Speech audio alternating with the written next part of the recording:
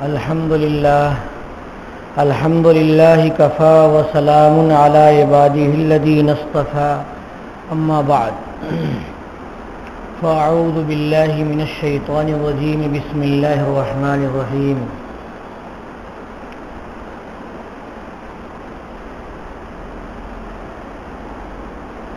إنا نحن نزلنا الذكر وإنا له لحافظون وقال رسول الله صلى الله عليه وسلم خيركم من تعلم القرآن وعلمه. عزیز بچوں اور ہمارے محترم جناب مولانا الیاس صاحب اور ان کے فرزندان اور یہاں کے اساتذہ کرام، میں ابھی آپ کے سامنے صرف آپ کو دیکھنے کے لیے، آپ کے مدرسے کو دیکھنے کے لیے اور آپ سے ملاقات کا شرف حاصل کرنے کے لیے حاضر ہوا، اس لیے کہ آپ مولانا میرے پیر بھائی ہیں، یعنی حضرت مفتی محمود حسن صاحب گنگوہی رحمۃ اللہ علیہ سے میں 1995 میں علم باطن کے حصول کے لیے بیعت ہوا تھا، اس لیے ان سے مجھے محبت ہے، للہ محبت ہے، اللہ واسطے محبت ہے، اور جب کسی سے اللہ واسطے محبت ہو تو آدمی کو ظاہر کر دینا چاہیے۔ میرے عزیز بچوں، چونکہ ان کو میں اپنا بڑا بھائی سمجھتا ہوں اور آپ کے مدرسے سے ایک محبت اور تعلق رکھتا ہوں، اس لیے اپنی کمی کو بتا دینے میں مجھے کوئی جھجھک اور کوئی شرم نہیں محسوس ہوتی۔ میں یہاں آیا تو میں نے دو کمی دیکھی۔ ایک کمی دیکھی کہ بغیر داڑھی کے بچے نے نماز پڑھائی، فقہائے کرام نے مکروہ لکھا ہے، ہمارا حال غلط ہو رہا ہے، برا ہو رہا ہے کہ استاد صاحب نماز پڑھانے میں اپنی بے عزتی محسوس کرتے ہیں، ذمہ داران نماز پڑھانے میں جھجھک محسوس کرتے ہیں یا سوچتے ہیں کہ چلو یہ بھی ایک طرح کا چھوٹا سا کام ہے۔ نہیں، نبی کریم جناب محمد رسول اللہ صلی اللہ علیہ وسلم کی سنت ہے نماز پڑھانا۔ کیسی مائک لگا رکھتے جی؟ نبی کریم صلی اللہ علیہ وسلم نماز جیسی اہم عبادت کو خود سے امامت کر کے ادا فرماتے تھے، اور اتفاق سے کبھی حضور نہیں رہتے تھے تو کسی صحابی کو نماز پڑھانے کا موقع ملتا تھا۔ جیسے ایک موقع سے حضور اکرم صلی اللہ علیہ وسلم ایک جگہ جھگڑا فیصل کرنے کے لیے تشریف لے گئے تو حضرت عبد الرحمن ابن عوف رضی اللہ تعالیٰ عنہ نے مسجد نبوی میں نماز پڑھائی تھی، اور نبی کریم صلی اللہ علیہ وسلم جب آئے اور جماعت چھوٹ گئی تھی تو حضور نے مسجد سے باہر کہیں جا کر کے نماز ادا فرمائی۔ تو اس سے ہمیں ایک مسئلہ تو یہ معلوم ہوا کہ نماز جیسی اہم عبادت کو اہم ذمہ دار ادا کرے، نہیں تو کم سے کم جو طالب علم باشرع ہو اور داڑھی رکھے ہوا ہو وہ طالب علم نماز پڑھائے، آواز وغیرہ بھی اچھی ہو، لیکن زیادہ بہتر یہ ہے کہ استاد صاحب نماز پڑھائے۔ نماز میں پاکی صفائی کا بھی بہت ہی زیادہ خیال کیا جاتا ہے۔ دوسرا مسئلہ یہ معلوم ہوا کہ اگر جماعت چھوٹ جائے تو مسجد کے اندر جماعت نہیں کرنی چاہیے دوبارہ۔ نبی کریم صلی اللہ علیہ وسلم کی سنت یہ ہے کہ حضور نے مسجد میں اپنی قضا نماز کی جماعت نہیں کی، حالانکہ کر سکتے تھے حضور، لیکن حضور صلی اللہ علیہ وسلم کی یہ سنت ہے کہ مسجد سے جہاں تک جماعت ہوئی ہے اس سے الگ ہو کر کے یا مسجد ہی میں الگ انفرادی نماز پڑھا کریں۔ بہت سارے لوگ ہیں بلا تکلف جماعت پہ جماعت کرتے ہیں، اس سے پہلی جماعت کی تقلیل لازم آتی ہے، تقلیل کے معنی کم کرنا۔ تو ایک بات تو یہ مجھے نظر آئی کہ امرت طالب علم نے نماز پڑھائی، ایسا نہیں کرنا چاہیے، مدرسے میں صحیح انتظام کرنا چاہیے۔ دوسری بات یہ ہے کہ بھائیوں، ایک ہے ہمارا ظاہر اور ایک ہے ہمارا باطن، تو ہم جو نماز پڑھتے ہیں تو اللہ تبارک و تعالیٰ سے اپنے باطن کو ملاتے ہیں اور اللہ سے مناجات کرتے ہیں، لیکن نماز پڑھتے ہیں عربی زبان میں، تو ہم آدمی کو تو ہم سب کو عربی زبان سمجھ میں نہیں آتی۔ آپ لوگوں کو عربی سمجھ میں آتی ہے؟ نہیں سمجھ میں آتی۔ اللہ تبارک و تعالیٰ سے مناجات کا دوسرا طریقہ یہ ہے کہ بندہ اپنی زبان میں اللہ سے سب کچھ کہے، کیونکہ اللہ تبارک و تعالیٰ ہر زبان کو جانتے ہیں۔ تو طالب علم دعا کر رہا ہے، اس کو کوئی خاص عربی سمجھ میں نہیں آ رہی ہے، اس میں غلطیاں کر کر کے دعا کر رہا ہے، کیا فائدہ؟ یہ تو دعا ہوئی نہیں، یہ تو ڈیوٹی ہوئی۔ جیسے کہ آندھرا میں، کرناٹک میں اور آپ کے تمل ناڈو میں، پاکستان کے بھی بہت سارے مدارس، بہت ساری مساجد میں لوگ عربی میں اور زور زور سے دعا کرتے ہیں، ساری بالکل کمپیوٹرائز دعا ہوتی ہے، امامت کرنے والے دعا یاد کر لیتے ہیں پچھلے امام صاحب سے اور وہی کر دیتے ہیں۔ وہ خاک نہ تو اللہ سے اپنے دل کی بات کہتے کہ سمجھ میں نہیں آتا انہیں، اور نہ دوسرے لوگ آمین کہنے والے اپنے دل کی بات اللہ تک پہنچاتے ہیں۔ اس لیے دعا اردو میں ہونی چاہیے، آپ کی جو بھی مادری زبان ہے اس زبان میں ہونی چاہیے۔ وہ دعا ایسی ہے جس کی اجازت ہے فرض کے بعد، ورنہ تو عربی والی دعا تو قاعدہ اخیرہ میں ہی کر لیتے ہیں، اور عرب کو دعا کرنے کی ضرورت نہیں، وہ قاعدہ اخیرہ میں سب کچھ مانگ لیتے ہیں۔ اور نبی کریم صلی اللہ علیہ وسلم کے زمانے میں بھی یہ ہر وقت پابندی سے ہاتھ اٹھا کر کے دعا کرنے کا رواج نہیں تھا، اس لیے نہیں تھا کہ وہ نماز کے اندر ہی سب کچھ مانگ لیا کرتے تھے۔ نماز کے بعد دعا قبول ہوتی ہے، حضور کبھی کبھی دعا کرتے تھے، صحابہ سے بھی ثابت ہے۔ یہ سارے آثار ہیں اور بہت سارے اذکار ہیں جو نماز کے بعد وارد ہوئے ہیں۔ اس کا یہ مطلب ہے کہ ہم لوگوں کو اپنی اصلاح کرنی چاہیے۔ غیر مقلد اعتراض کرتے ہیں تو ہم جا کر کے ان کو کہتے ہیں نہیں ہم حنفی ہیں، ہمارے یہاں ثابت ہے۔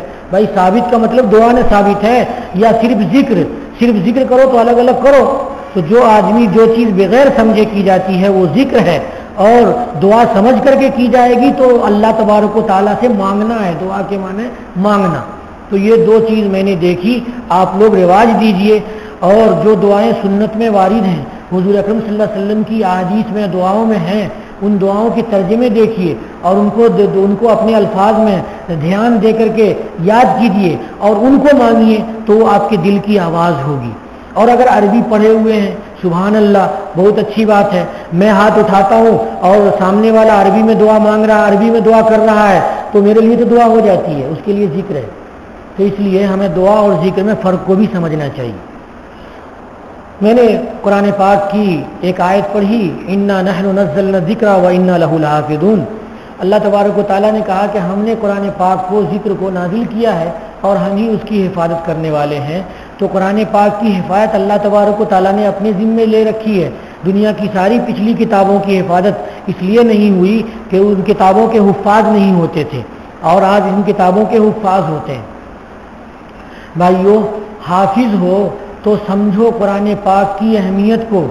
نبی کریم صلی اللہ علیہ وسلم کو اللہ تبارک و تعالیٰ نے قرآن پاک میں ارشاد فرما دیا کھلے الفاظ میں، وَلَا تَمُدَّنَّ عَيْنَيْكَ إِلَىٰ مَا مَتَّعْنَا بِهِ، کہ آپ ہرگز اپنی آنکھ نہ پساریے، اپنی آنکھ کھول کے نہ دیکھیے ان لوگوں کو کہ جن کو ہم نے دنیا کی دولتیں دی ہیں۔ کیوں؟ اس لیے کہ قرآن کی دولت آپ کو نصیب ہو گئی ہے۔ تو حافظ قرآن کو اللہ تبارک و تعالیٰ کی ذات پر اپنا یقین پختہ رکھنا چاہیے۔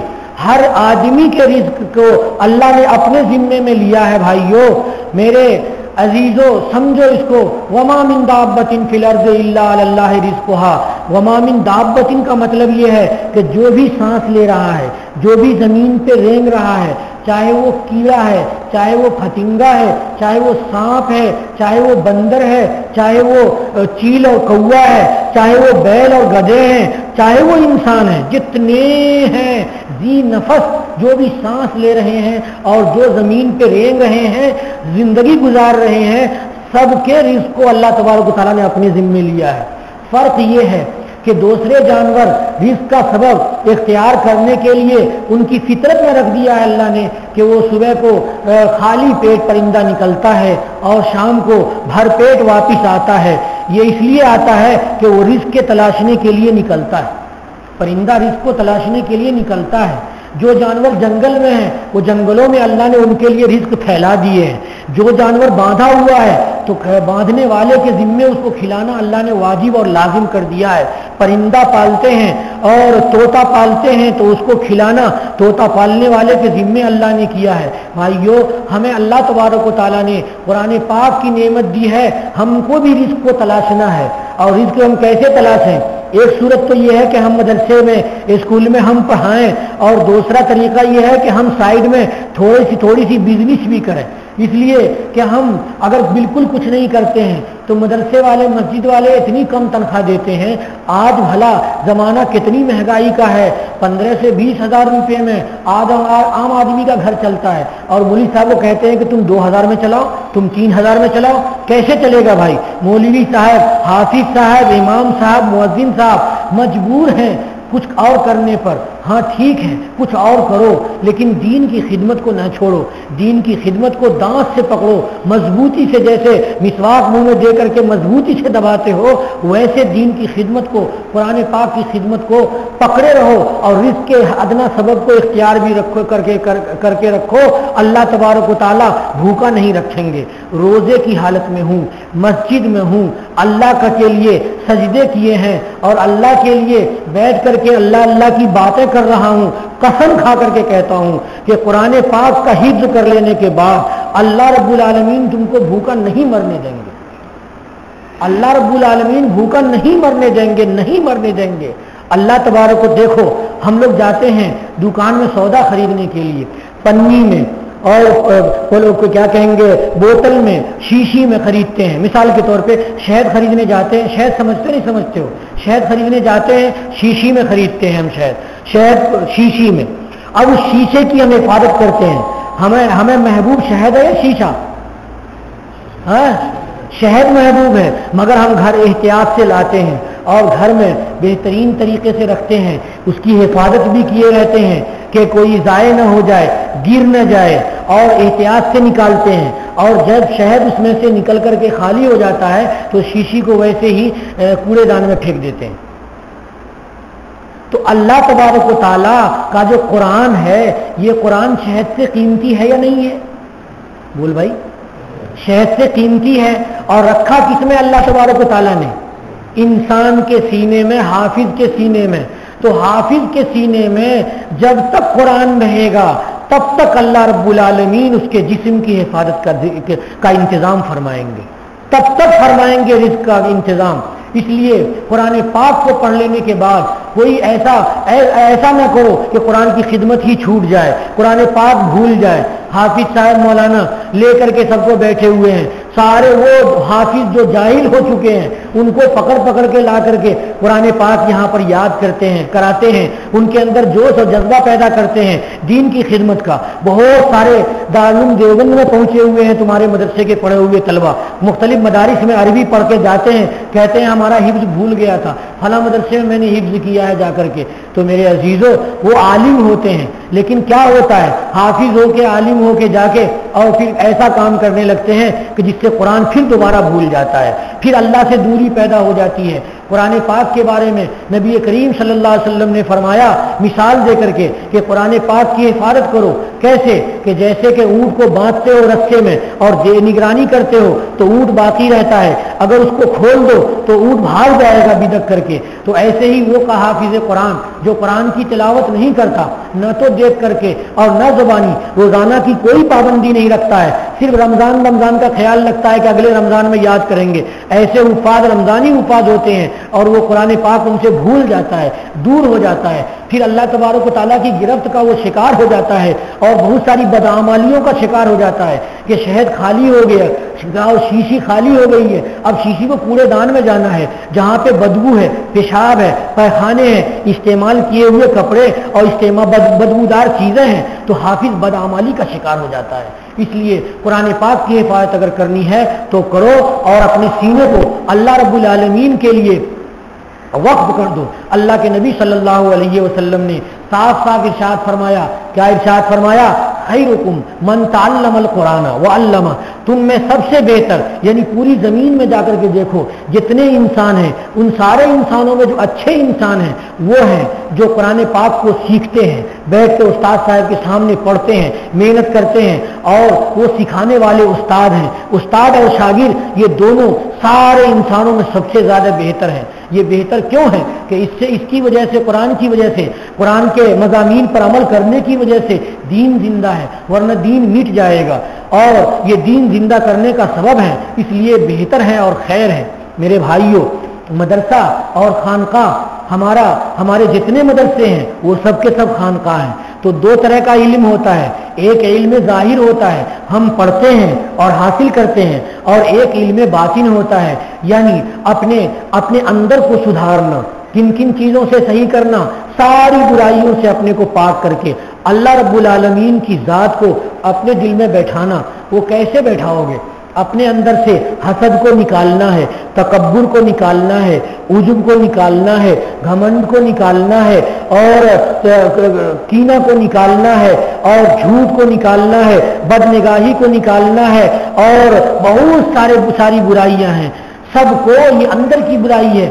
اکیلے انسان جانتا ہے کہ میں چور ہوں، اکیلے ہی جانتا ہے کہ میں بدنگاہی کرتا ہوں اور میں گندی چیزوں کو اپنی نگاہوں سے دیکھتا ہوں، وہ انسان اندر جانتا ہے، باہر کا آدمی نہیں جانتا ہے۔ تو اس کی اصلاح کرنے کے لیے جو علم ہے ہمارے مدارس میں، وہ علم باطن کہلاتا ہے، علم تصوف کہلاتا ہے، اور سلوک کا راستہ حاصل کرتے ہیں۔ تو اس کے لیے باضابطہ تو پریکٹیکلی طور پہ بیعت ہوتا ہے آدمی کسی شیخ سے، جیسے کہ تمہارے محتمم صاحب اور میں حضرت بڑے مفتی صاحب مفتی محمود حسن صاحب گنگوئی رحمۃ اللہ علیہ سے بیعت ہوئے، کاہے علم باطن حاصل کرنے کے لیے کہ وہ بہت بڑے بزرگ تھے، ان کے اندر کوئی خرابی نہیں تھی، دنیا کی طلب بھی نہیں، دنیا کی محبت بھی نہیں، اور اللہ تبارک و تعالیٰ کی محبت، اللہ کے دین کے پھیلانے کی محبت، بہت بڑے انسان تھے۔ تو بھائیوں، ہمیں مدرسے میں ہمیں علماء سے، ایسے علماء سے لگنا چاہیے جو علماء علم ظاہر کو بھی جانتے ہیں، علم باطن کو بھی جانتے ہیں، اور ہمیں اللہ کی تسبیح پڑھنی چاہیے، اللہ تبارک و تعالیٰ کا دھیان اور مراقبہ کرنا چاہیے، اور اپنے گناہوں کو سوچ کر کے اور سارے گناہوں سے توبہ کرنا چاہیے۔ ایک دن ایک گناہ سے اگر توبہ کریں گے تو چند دنوں میں ولایت کا مقام حاصل ہو جائے گا، فرشتے مصافحہ کرنے لگیں گے اور دعائیں قبول ہونے لگیں گی، اعمال اللہ تبارک و تعالیٰ عرش پہ اٹھا لیں گے، اور بہت پوری دنیا میں جو انسان بستے ہیں، عام انسان، ان عام انسانوں سے ہٹ کر کے خصوصی اللہ کے محبوب انسانوں میں ہمارا شمول ہو جائے گا، ولایت کا مقام حاصل ہو جائے گا۔ اس لیے میرے بھائیوں اور دوستوں، یہ جو باتیں میں نے کہیں، ان باتوں کو آپ دھیان دیجئے، غور کیجئے۔ عصر کے بعد کا موقع ہے، آپ کے بھی بہت سارے کام ہیں، میں بھی بلا ارادہ ویسے ہی آ گیا یہاں پر، لیکن موقع مل گیا آپ سے دین کی باتیں کرنے کی، اس لیے میں نے دین کی باتیں کی۔ اللہ تبارک و تعالیٰ کہنے سے اور سننے سے زیادہ عمل کرنے کی توفیق عطا فرمائے۔ وآخر دعوانا الحمدللہ رب العالمین۔